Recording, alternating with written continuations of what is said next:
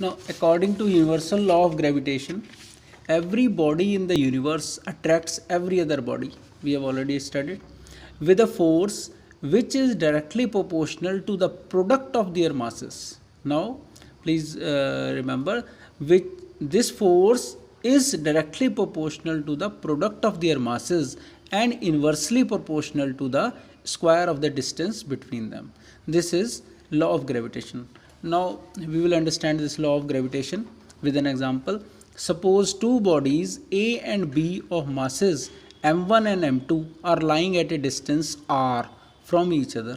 Let the force of attraction between these two bodies be F. Now, according to the universal law of gravitation, the force between the two bodies is directly proportional to the product of their masses, that is F is directly proportional to m1 into m2. The force between the two bodies is inversely proportional to the square of the distance between them, that is F is directly inversely proportional to r square, or F proportional to 1 upon r square. Now let us see here, two bodies are there.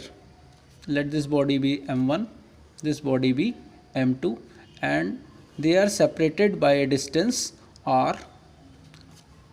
And now force will be directly proportional to m1 into m2, that is the product of their masses, and force is inversely proportional to the square of the distance between them. R you can make like this, or it is one and the same thing. So force is directly proportional to the product of their masses m1 into m2, and it is inversely proportional to the distance between them.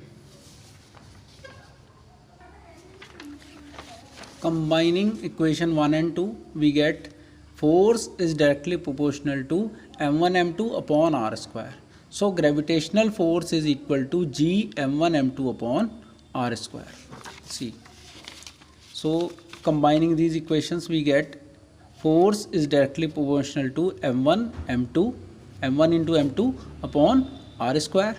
Now if we replace this proportionality sign with equal to sign, then there should be some constant k. Here the constant is g. So the equation becomes g m1 m2 upon r square. Now what is this g? This is known as universal gravitational constant, where g is known as universal gravitational constant. Now value of g is 6.67 into 10 the power minus 11 Newton meter square per kg square. Now let me explain you what is the meaning of universal and constant. Universal means that it is applicable. This is g, the value of g is applicable everywhere in the universe. And constant means it does not depend on any variable. That means this value remains constant in the whole universe for every body. So note, the value of gravitational constant does not depend on the medium between the two bodies. It also does not depend on the masses of the bodies or the distance between them. So units of g. Now before that, let me tell you what is the medium between the two bodies.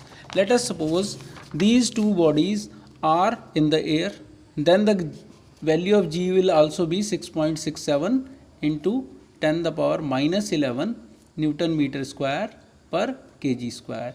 Even if these bodies are immersed in water or in any other medium, liquid, anything, then even then the value remains constant. And it also doesn't depend on the masses, whether the one of the masses is very large or very small, and the distance between them. So that is why this is known as universal and constant. Now we will understand unit of g